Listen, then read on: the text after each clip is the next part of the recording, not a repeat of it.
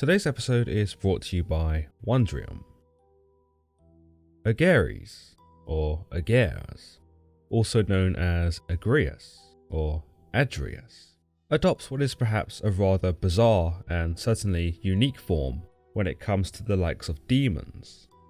He is the second demon that appears in the Ars Goetia, and like Baal before him, Agares also controls legions in hell and possesses the power to both manipulate and destroy. Agares is a demon that not many will know of, given that none of the demons from formalized classifications have been recognized in mainstream Christianity. Yet to occultist communities, the demon holds some significance, given that he rules 31 legions in hell. We see Agares mentioned by many occultist figures, including Johann Weyer in his Pseudomonarchia Daemonum, otherwise known as the False Monarchy of Demons, or by French occultist Colin de Plancy in his Dictionnaire Infernal, or the Dictionary of Demons. But perhaps the most prominent mention comes from a mid-17th century compilation of texts from centuries before, a book that's been studied by many occultists and those seeking to summon the dark beasts of the underworld. The Lesser Key of Solomon, an anonymous entry into the literary world of demonology, is divided into 5 sections, though it is the first section, the Ars Goetia, that interests us the most when discussing Agares. Despite being influenced by other classifications, such as Colin de Plancy's Dictionnaire Infernal, which portrays 65 demons, the Ars Goetia goes a step further in presenting 72 demons, as well as providing detailed descriptions of these creatures, as well as their powers, and also explanations on how to summon them. It is with this that we dive back into the Ars Goetia and take a look at the second entity who lurks within its pages, the demon Agares, he who was said to be a mild old man riding a crocodile and carrying upon his fist a sparrow hawk. Before we get started with today's episode, however, I'd like to thank the sponsor of today's video, Wondrium. Wondrium is a subscription on demand video learning service that features lectures and courses from some of the top professors around the world, some even from the Ivy League and other prestigious universities. You'll also find courses run by experts from the National Geographic, the Smithsonian, and the Culinary Institute of America.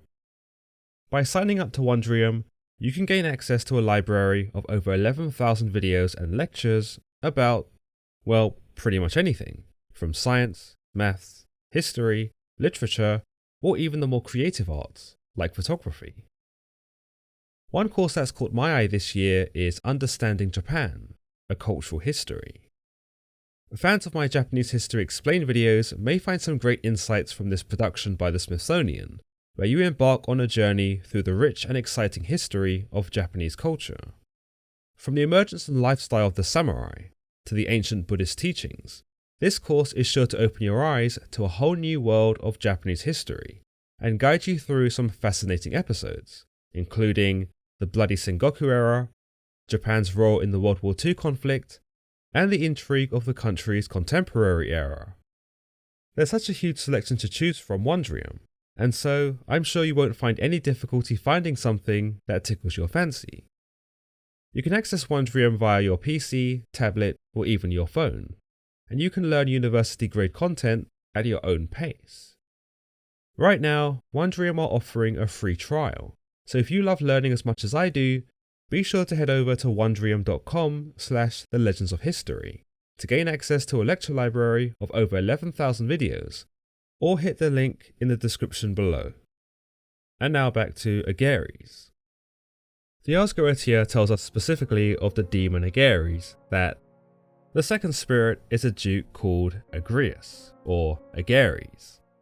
He is under the power of the East, and cometh up in the form of an old fair man riding upon a crocodile, carrying a goshawk upon his fist, and yet mild in appearance.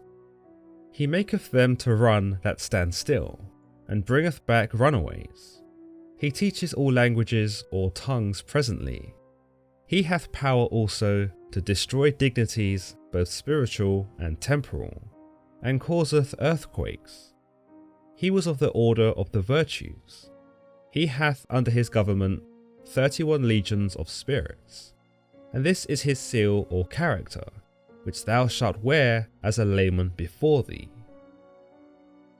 With this description of Agares, we can dissect a lot of information about this demonic being. First, we see him referred to as a duke, which suggests his hierarchical station within the demon world.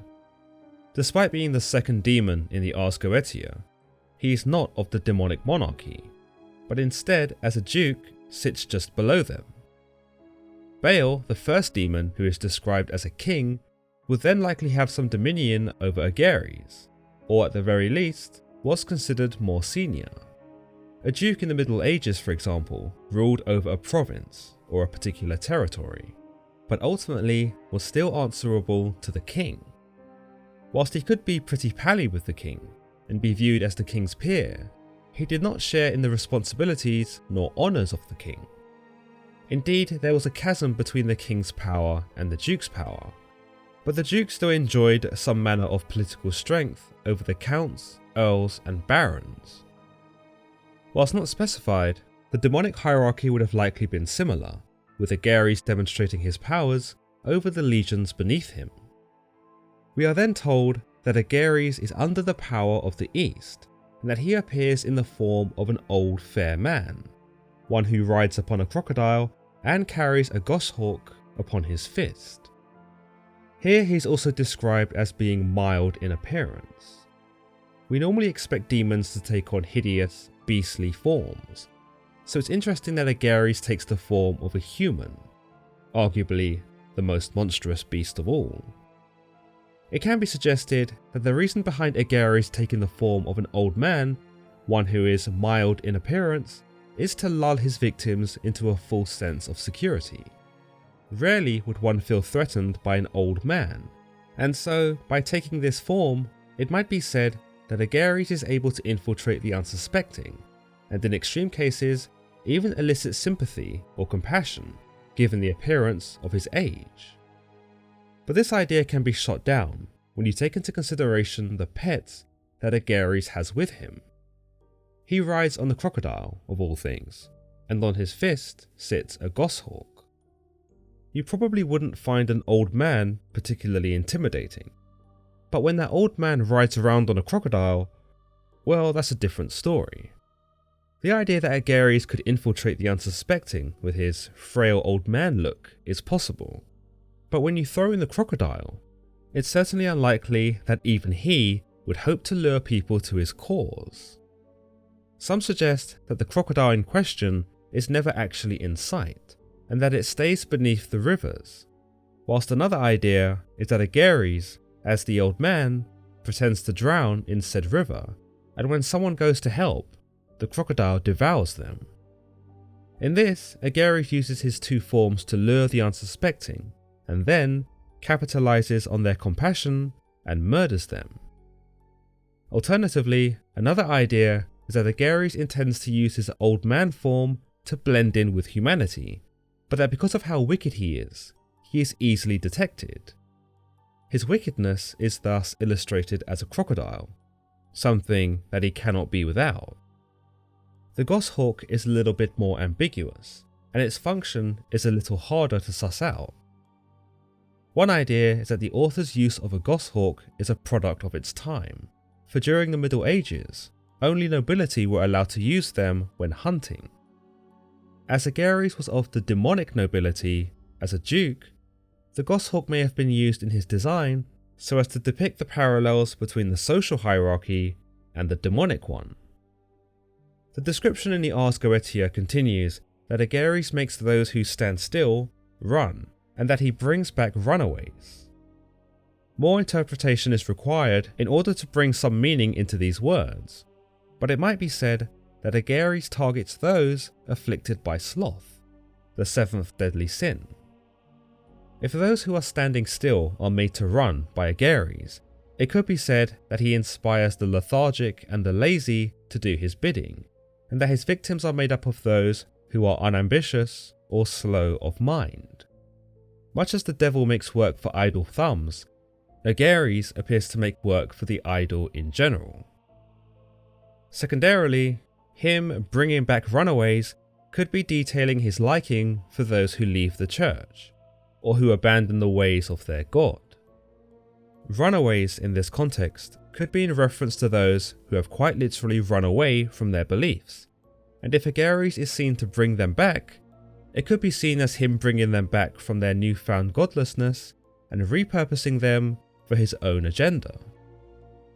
We are also told that he teaches all languages and tongues presently, which showcases not only his ability as a teacher, but also his knowledge of both the earthly world and the spiritual one. By knowing every language, he's able to communicate with any person, and by knowing all tongues, he's able to communicate with any demon, or arguably any creature. It is perhaps with this skill that he is able to coerce the goshawk into accompanying him, and the crocodile into being his mount. But perhaps more paramount is his ability to talk to humans, and the tantalizing gift of language. It is because of his mastery over language that one might want to summon Agares at all, and whilst it would come with the risk of facing his hunting bird, or his dreadful crocodile, it would also come with the prize of a new language, perhaps all the languages. Now you might say that a demon teaching you languages isn't really a terrible thing, but those of the faithful will no doubt bring up the biblical story in Genesis 11, where God confused man's languages and scattered them across the world.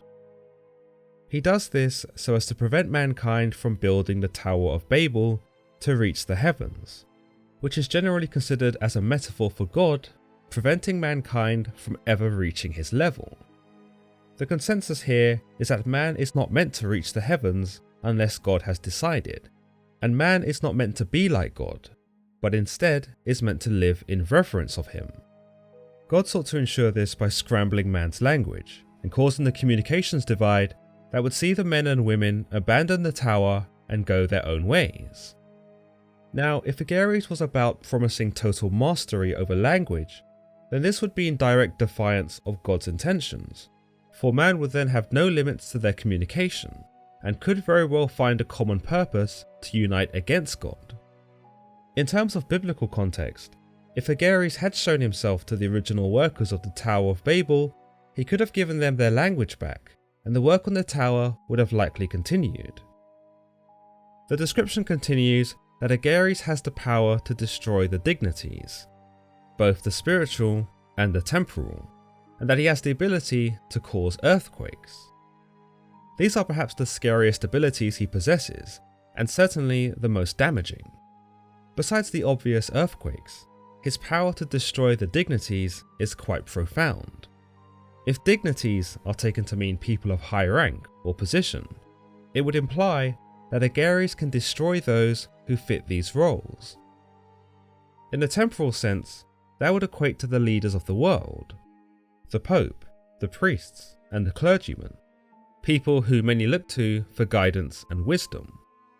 With his power to destroy these dignities, Agares can send a ripple effect unto the faithful by eliminating their principles and plunging them into despair. Yet this becomes even more dark when you consider that Agares has the power to destroy the dignities of the spiritual kind, those who one might say are the angels. With this notion, the power of Agares is really put into perspective, and it might lead one to consider that his hunting hawk and ominous crocodile are used for more than just fearsome imagery and decoration. The text also tells us that Agares was of the Order of the Virtues, which is hard to reconcile. On the one hand, this might be a nod by the original author to the Ordo Virtutum, or the Order of the Virtues, by the 12th century nun Hildegard von Bingen, a play that involves a soul struggle in its deciding between 17 virtues that seek to bring the soul to God and the devil who seeks to seduce the soul. With this idea, there's a suggestion that Agares was once a being of the light, one of the 17 virtues, if you will, and that he served on the side of God. But beyond this, there isn't much linking the two texts, and unfortunately, this idea is not expanded upon in this passage. However, by suggesting that Agares was of the Order of the Virtues, it does imply that he was once virtuous, and maybe even righteous, perhaps shedding some light on why he appears as an old man.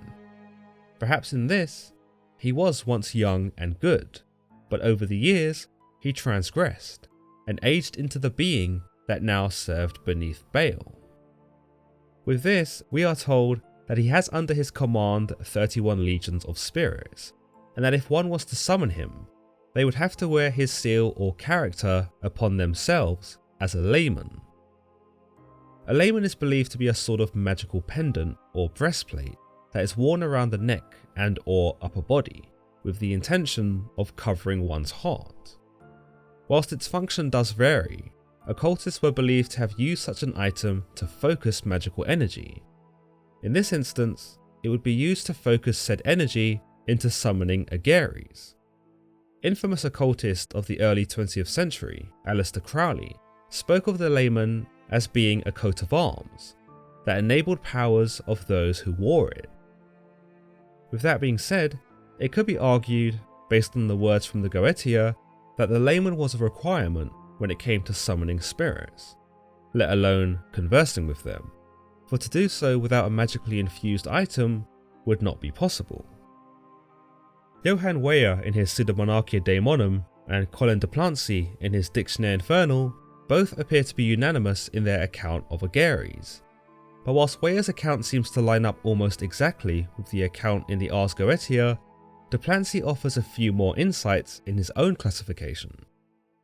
He tells us of Agares, Grand Duke of the eastern part of Hell. He is shown as a lord drawn by wires riding on the back of a crocodile, a sparrow hawk at his fist. He makes deserters return to the charge on the side that he protects and puts the enemy to flight. He dignifies them, teaches all languages, and makes dance the earth spirits. The chief of the demons is of the order of the virtues. He has under his laws 31 legions. As we can see, de Plancy refers to Agares here not just as a duke, but as a Grand Duke, and that his area of dominion is specifically the eastern parts of Hell. He also tells us that deserters, perhaps those who have deserted the church, deserted a noble cause, or demonstrated some form of cowardice in general, are brought back by him to charge against that which they once stood with. This is most likely in reference to apostates, for after having renounced their religion, may choose to totally rebel against it and enjoy the comforts that may have otherwise been denied of them. Whilst I think we can all agree that this is an individualistic choice, de Plancy appears here to suggest that this is the choice of Agares, and that a person doesn't just simply choose to defect from their religion, but instead is coerced by Agares and later used to attack it. What's more, de Plancy confirms the account in the Ars Goetia that Agares teaches languages, but that he also appears to have some influence over the spirits of the earth, being able to make them dance and respond to his will. But Agares is one of the more lesser known demons, much as we'll find is the case for many of the demons found in the Lesser Key of Solomon. Many of the ideas in this episode are simply that, ideas, for it is impossible to know the true origin of many of these demons that are featured in various classifications. Whilst the authors of these classifications appear to be mostly uniform in their details, it's debatable as to whether even they knew where these demons had come from, what the extent of their powers were, and whether or not they really did permeate a space in this world. With that being said, let me know your thoughts in the comments below, and as always, if you've enjoyed today's episode, then don't forget to give this video a thumbs up, and don't forget to subscribe for more content just like this. Until next time.